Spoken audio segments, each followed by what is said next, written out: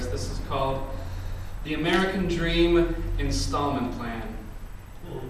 She stares at the ocean for hours. She says to herself, I can't afford the gas anymore. I can't afford the food anymore. I can't afford the phone anymore. I can't afford the rent anymore. I can't afford the sunshine anymore. I can't afford the water anymore. I can't afford the air anymore. I can't afford the family anymore. I can't afford the medicine anymore. I can't afford the stress anymore. I can't afford the death anymore. You know, for an astronomically monthly fee, I can live like an animal wild and free. For a few $1,000s in blood, sweat, and tears, I can get by somewhat. I can't afford to live like this just to live like this. There must be a better way to get along. I can't afford bullshit cash advances. There must be a better way to get along. Why is it so expensive to live by water? Why is it so expensive to clean water? Why is it so expensive to buy water? Why is it so expensive to drink water? I need some water. I want to have my American dream now. I have paid my dues and hustled my way. I want my piece of the pie before it's gone. I have eaten my fair share of crow.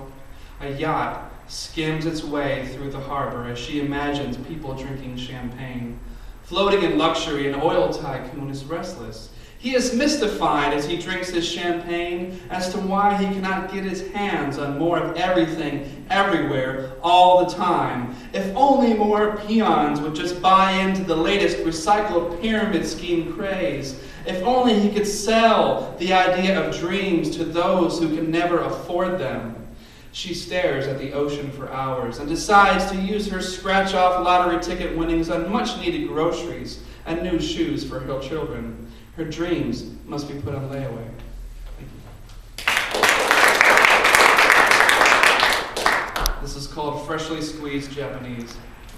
Caged songbird dreams of flight. Air miles wrangler, wild wave rider, overachiever, underbeliever. She is a nomad. She is here now, seizing the moment, within, without, deep long breaths, wide open smiles. Her southern accent is speaking fluent and clear Japanese to a completely indifferent laptop.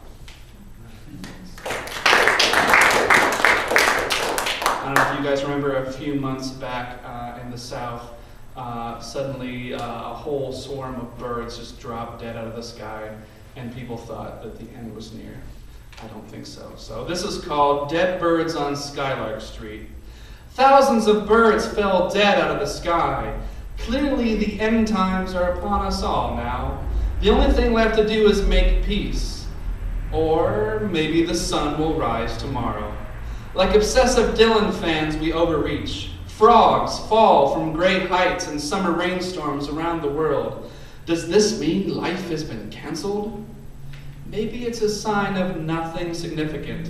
Healthy people drop dead every day, and we say it was just their time. Why can't we say the same thing about birds? Let's not give credence to zealots. Surely Skylark Street has other merits. Be sure to watch your step. Oh look, a $2 bill. How completely random.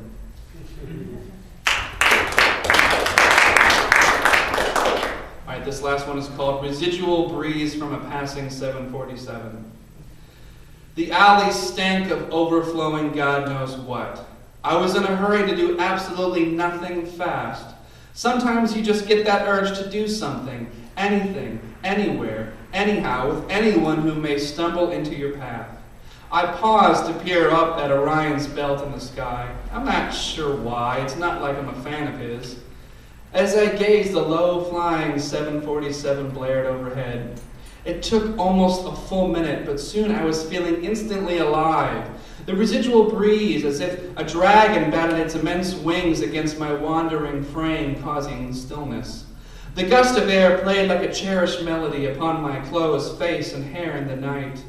I wanted that plane to turn around. I wanted that plane to land in the alley.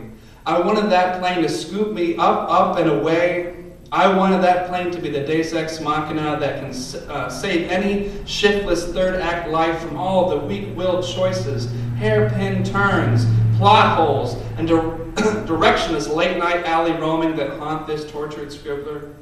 I wanted that plane to bring me to you, but you missed that plane entirely because you're afraid to let go of whatever is attached to childhood's lost kite. Thank you.